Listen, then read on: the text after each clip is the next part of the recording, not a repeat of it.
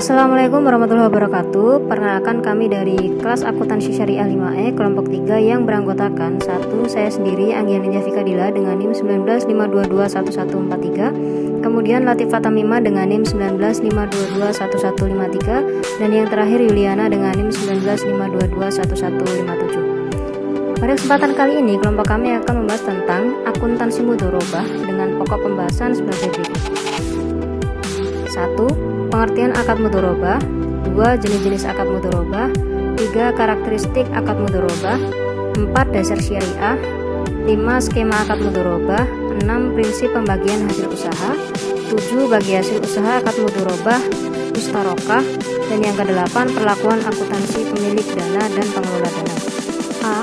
Pengertian akad mudharabah. Mudharabah berasal dari bahasa Arab yaitu ad-darbu fil ardi, yang artinya perjalanan untuk berdagang, sebagaimana firman Allah dalam surat Al-Muzammil ayat 20. Disebut juga khirat, berasal dari kata al-khardu yang berarti memotong karena pemilik memotong sebagian hartanya sendiri dan menyerahkannya kepada pengelola modal dan memotong sebagian dari keuntungan usahanya sendiri. Dalam PSAK nomor 105 menjelaskan mengenai akuntansi mudharabah. Mudharabah didefinisikan sebagai kerjasama usaha antara dua pihak, di mana pihak pertama atau pemilik dana atau shahibul mal menyediakan semua dana dan pihak kedua atau pengelola dana atau mudharib bertindak selaku pengelola. B. Jenis-jenis akad mudharabah dibagi menjadi 3 bagian, yaitu mudharabah mutlaqah, yang kedua mudharabah muqayyadah, yang terakhir mudharabah mustarokah. Mudharabah mutlaqah adalah kerjasama antara pemilik dana dengan pengelola dana. Pemilik dana memberikan kebebasan kepada pengelola dana untuk mengelola investasinya. Mudharabah muqayyadah adalah bentuk kerjasama antara pemilik dana dengan pengelola dana, di mana pemilik dana membatasi pengelola dana antara lain dana, lokasi, metode investasi, dan objek investasi atau bidang usaha. Mudharabah jenis ini disebut dengan investasi terikat. Mudharabah mustarokah adalah bentuk kerjasama yang melibatkan penyertaan modal atau dana dalam kerjasama investasi oleh pengelola dana. Jenis akad mustarokah merupakan gabungan dari akad mudharabah dan akad mustarokah. C. Karakteristik akad mudharabah. Mudharabah adalah akad kerjasama bisnis di mana shahibul mal atau pemilik dana dan mudharib atau pengelola dana memiliki hubungan bagi hasil. Apabila usaha mengalami kerugian, maka segala kerugian akan ditanggung oleh pemilik modal, kecuali apabila ditemukan adanya kelalaian atau kesalahan pengelola modal. Mudharabah mencakup 3 jenis, yaitu mudharabah mutlaqah, mudharabah muqayyadah, dan mudharabah mustarokah. Mudharabah mutlaqah adalah mudharabah di mana pemilik dana memberikan kebebasan kepada pengelola dana dalam pengelolaan investasinya. Mudharabah muqayyadah adalah mudharabah di mana pemilik dana memberikan batasan kepada pengelola dana. Bank dapat bertindak baik sebagai pemilik dana maupun pengelola dana. Pengambilan pembiayaan mudharabah dapat dilakukan bersama dengan disalurkan bagi hasil atau pada saat diakhirinya mudharabah. Prinsipnya dalam pembiayaan mudharabah tidak ada jaminan, namun agar pengelola dana tidak melakukan penyimpangan, pemilik dana dapat meminta jaminan dari pengelola dana atau pihak ketiga. Yang kedua yaitu dasar syariah, yang mana landasan hukum akad mudharabah. A. Al-Quran. Para ulama ahli fikih menetapkan bahwa mudharabah merupakan bagian dari hukum syariat Islam yang didasarkan pada Al-Quran dan Sunnah. B. Al-Hadis. Ibnu Abbas meriwayatkan ketika Abbas bin Abdul Muthalib memberikan properti kepada mitra bisnis sebagai mudharabah, dia meminta pengelola untuk tidak membawa uang ke seberang lautan, memasuki lembah berbahaya atau membeli tanah. C. Ijma. Menurut ijma ulama, mudharabah hukumnya jaiz, boleh sesuai dengan kisah Rasulullah yang pernah melakukan mudharabah dengan Siti Khadijah. Siti Khadijah bertindak sebagai pemilik dana dan Rasulullah sebagai pengelola dana. Yang kedua, rukun dan ketentuan syariah akad mudharabah. A. Rukun transaksi mudharabah. B. Faktor yang terdapat dalam akad mudharabah. C. Ketentuan syariah akad mudharabah. Yang D. Syarat syang mudharabah.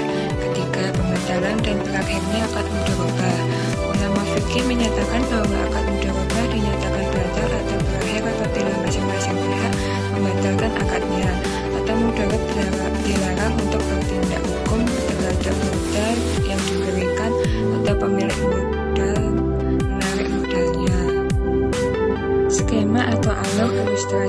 mudharaba. Keterangan yang pertama, pemilik dana dan pengelola dana telah mencapai kesepakatan tentang akad mudharaba. Yang kedua, proyek bisnis akad mudharaba dikelola oleh pengelola dana. Yang ketiga, proyek usaha menghasilkan keuntungan atau kerugian. Yang keempat, jika laba akan dibagikan secara proporsional. Dan yang kelima, jika rugi ditanggung oleh pelanggan dana. Prinsip pembagian hasil usaha. Mudharaba istilah bagi hasil dan kerugian atau profit and loss sharing. Tidak tepat karena hanya keuntungan profit yang dibagikan tanpa kerugian. Oleh karena itu, untuk pembahasan lebih lanjut digunakan prinsip lebihan bagi hasil yang digunakan dalam Undang-Undang Nomor 10 Tahun 1998. Karena jika transaksi gagal, maka kerugian tidak ditanggung oleh pemilik dana dan pengelola dana, tetapi harus ditanggung oleh pemilik dana, pengatur dana itu sendiri. Distribusi pendapatan usaha mudharaba dapat didasarkan pada pendapatan usaha mudharaba. Dalam praktiknya, pengelola dana dapat ditentukan berdasarkan laporan dari perkiraan kinerja usaha mudharaba.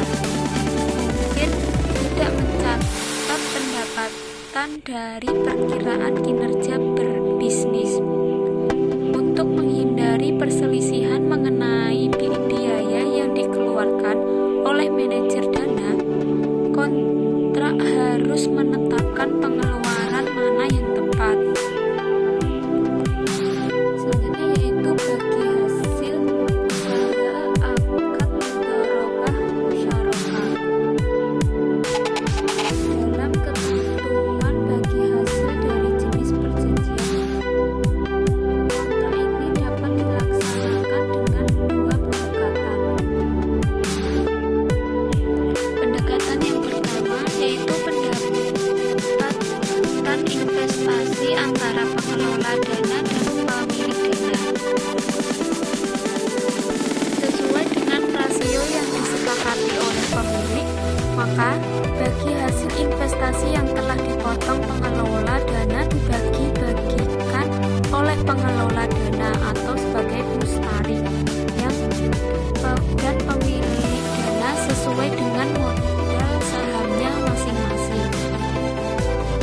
Sedangkan pendekatan yang kedua yaitu pengelola dana atau al-mustarik dan pemilik dana dialokasikan menurut modal masing-masing.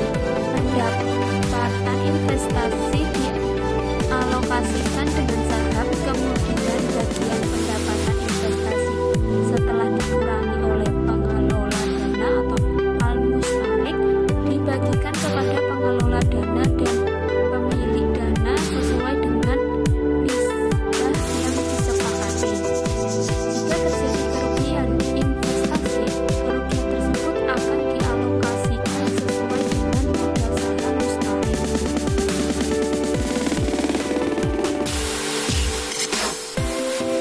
Materi selanjutnya yaitu perlakuan akuntansi PSAK.